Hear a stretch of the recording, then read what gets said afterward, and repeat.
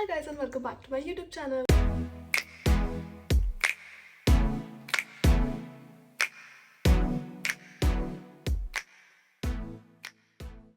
In this week's video, I will be sharing with you all the culture shocks that I've faced after coming to the UK.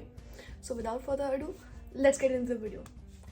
So number one, ये almost सभी को पता है but ये सही में सबसे बड़ा कल्चर शॉक है that there are no jet sprays here और कहीं पे भी नहीं है. It's just toilet paper.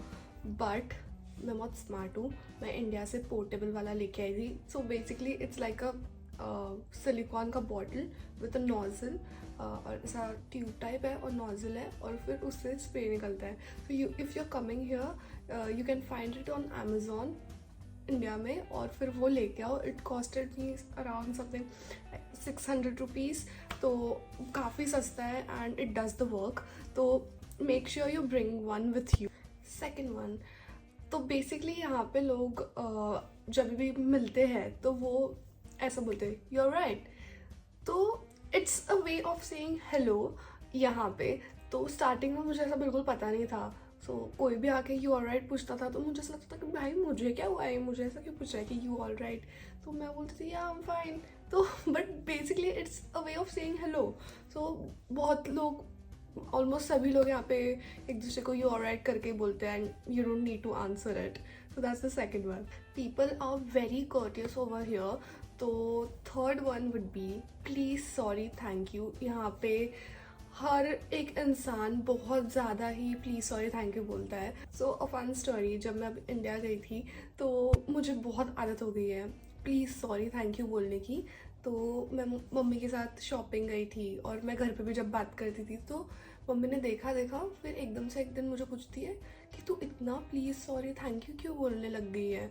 तो तब मुझे रियलाइज़ हुआ कि हाँ, बहुत ज़्यादा बोलने लगी हूँ. But we don't say it enough India में, ऐसा मुझे लगता है कि we should always say thank you अगर किसी ने कुछ हमारे लिए किया है तो. सो वो एक अच्छी चीज़ मैं सीखी हूँ, please, sorry, thank you. These are the 3 magic words. So the next culture shock was, यहाँ पे रेस्टोरेंट्स के जो किचन होते हैं दे क्लोज एट 9 और या फिर अगर बहुत लेट तक हो रहा होगा तो मैक्सिमम 10 तक. तो तब तो इंडिया में हम लोग खाना खाने जाते हैं यार, निकलते हैं तब तो. बट ये सब तब बंद हो जाता है. You can of course sit and have a drink. तो बार्स ओपन रहता है रेस्टोरेंट का but the kitchen closes early. तो वो एक बहुत बड़ा है. नेक्स्ट थिंग कि जो शॉप्स होते हैं शॉपिंग के लिए अगर कहीं जाना है तो they close eight 7 in the evening.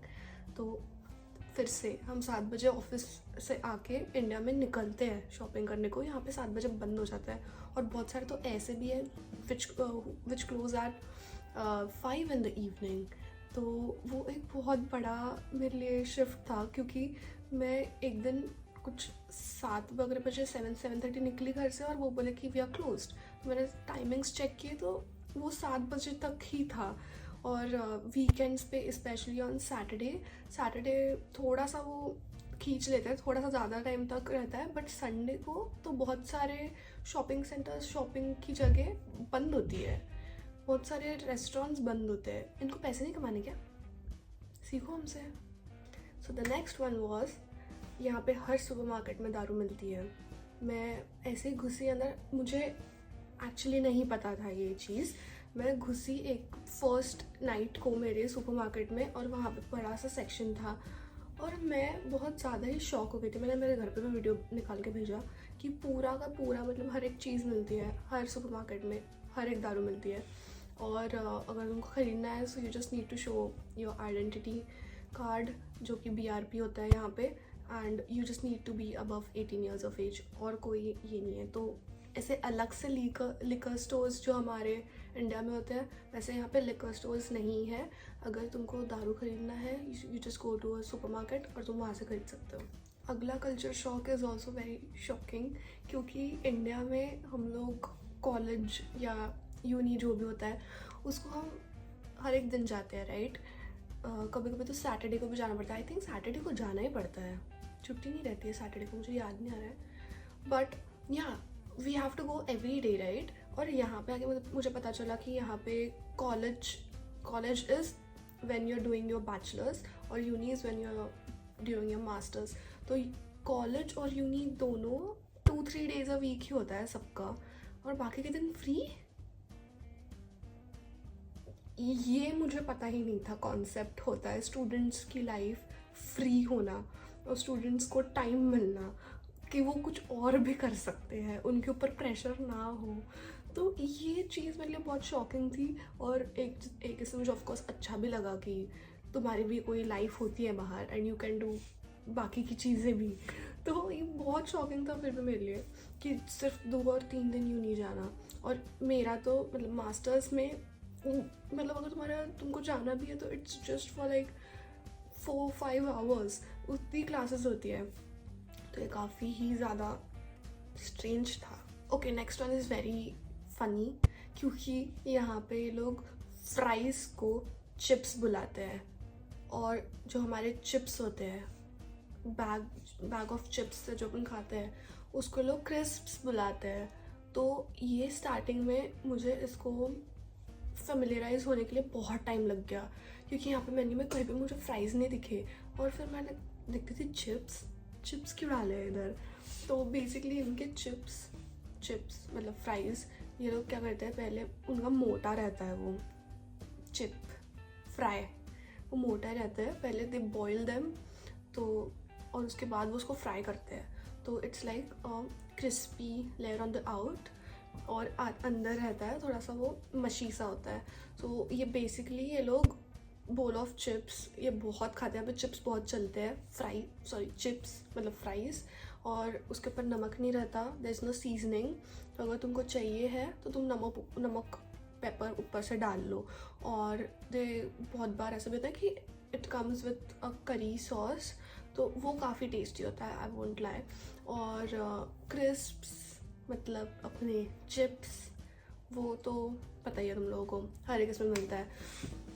ये मेरे लिए काफ़ी ही ज़्यादा वियर्ड था ये ट्रांजिशन। नेक्स्ट वन इज़ ये लोग खाना बहुत जल्दी खाते हैं, खाना एज इन डिनर। तो इनका डिनर हो जाता है बिटवीन 6 to 8:30 PM। तो बहुत लोग ऐसा होता है कि जो 5 बजे ही शाम को उनका डिनर हो जाता है, शाम को जब हम नाश्ता करते हैं।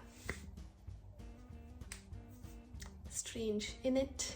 Next one is actually very nice, क्योंकि यहाँ पे अगर कभी कोई हॉलीडे वीकेंड पे लाया करता है, कोई बैंक हॉलीडे स्पेशली, तो समझ लो सैटरडे या संडे को अगर आ रहा होगा तो तुम्हारा छुट्टी तो गया, इंडिया में जैसे होता है। तो यहाँ पे वो लोग क्या करते हैं, वो मंडे को छुट्टी दे देते हैं, so you get like a long weekend. हम इंडिया में अभी I think it independence day और republic, I think it was independence day, जो कि 2-3 साल से वीकेंड पे आ रहा था, और हमको छुट्टी हमारी जा रही थी।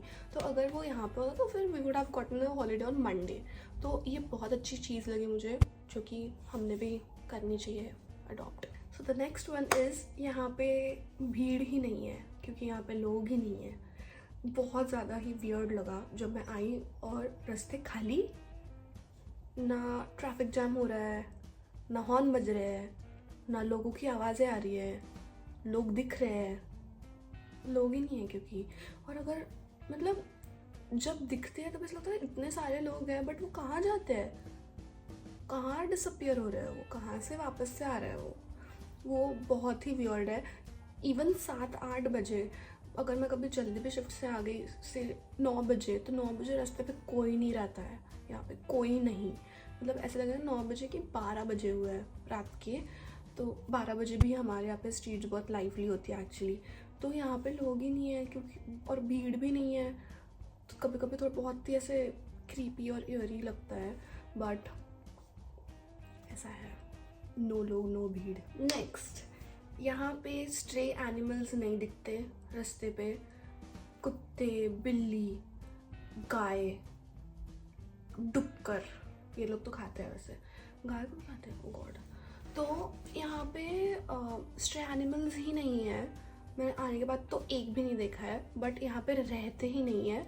तो एक ये काफ़ी अच्छी चीज़ है, पता नहीं किधर जाते हैं। यहाँ पे आई थिंक शेल्टर्स होते हैं, तो फिर वही उधर ही रहते होंगे। और अगर तुम्हारे पास कोई है पेट और उसको बच्चे होते हैं, तो आई थिंक ये लोग शेल्टर्स में ही जाके छोड़ते हैं, सिर्फ रास्ते पे नहीं छोड़ते. So which is a very good thing. So no stray animal. Next, यहाँ पे सीलिंग्स टकली है, नो सीलिंग फैंस. और तुम गर्मी से मर सकते हो अगर कभी हीट वेव आई तो, क्योंकि यहाँ पे एसीज भी नहीं है. सो एसी नहीं है, फ़ैन नहीं है. और ये मैं सिर्फ घर में नहीं बोल रही हूँ, ये कहीं पे भी नहीं है.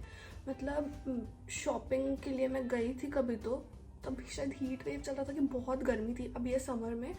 और अंदर लिटरली मैं बॉयल हो रही थी, क्योंकि उनके पास एयरकॉन्स रहते ही नहीं है. फैंस तो मैंने शायद यहाँ पे आके देखे ही नहीं है, तो पता नहीं ये लोग क्या करते हैं.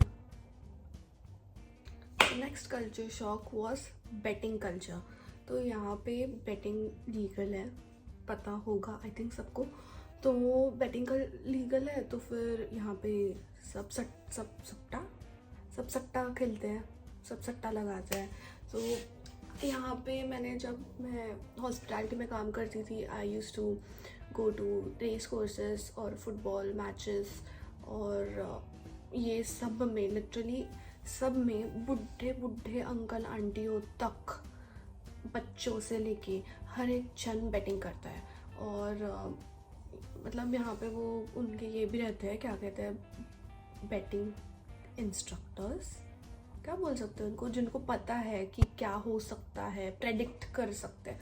तो वो लोग आते हैं और फिर वो उनको मतलब सब गेस्ट को बोलते हैं कि ये चांसेस है, और फिर उससे वो लोग बेट करते हैं घोड़ों पे या फिर मैच के रिज़ल्ट पे, क्या हो सकता है क्या नहीं. तो ये काफ़ी बड़ा कल्चर है एक्चुअली यहाँ पे. मुझे लगता है कि जो लोग रिटायर हो चुके हैं वो लोगों का दाना पानी इससे ही आता है. And the last culture shock is UK का वेदर, जो कि बहुत, मुझे पता है बहुत इनफेमस है और सब ने सुना हुआ है कि यूके का वेदर बहुत ज़्यादा अनप्रेडिक्टेबल है. और बहुत ही, मैं भी, मुझे पता था, ये सुन के आई थी मैं, बट यहाँ पे आके देखने के बाद मुझे रियलाइज़ हुआ कि ये मतलब 100% ट्रू है कि मतलब एक पॉइंट पे बारिश आ रही है और नेक्स्ट सेकंड धूप आ रही है. और मतलब अभी तो ऐसा हो गया है कि अगर मैं दिन में घर से बाहर निकलूँ तो मुझे गर्मी होगी, और लिटरली 10-15 मिनट्स में जब क्लाउड्स आ जाएंगे मेरे को ठंडी लगने लगेगी. विंडी होता है, रेनी होता है, सनी होता है एक घंटे में. तो बहुत ज़्यादा अजीब है. और वेदर ऐप में भी तुम अगर देख के निकलो भी तो बहुत बार ऐसा होता है कि वो उसकी भी नहीं सुनता वेदर, मतलब ऑब्वियसली उसको नहीं सुनेगा वेदर ऐप की, बट वेदर ऐप भी प्रेडिक्ट नहीं कर पाता है. तो बहुत ज़्यादा ही अनप्रेडिक्टेबल वेदर है यूके का, but it is what it is. So that's it for this week's video. Let me know if you like it, और if I should do a part 2. बहुत सोचना पड़ेगा मुझे अभी, बट आई थिंक मैं और सोच सकती हूँ और culture shocks. So let me know if I should do a part 2. और अगर तुमने भी कोई कल्चर शॉक्स फेस किए हैं, सो let me no in the comment section. If you like this video, please give it a big fat thumbs up and share this video with your family and friends. Subscribe to my YouTube channel if you haven't. Follow me on Instagram if you haven't. And I will see you next week. Love you. Bye.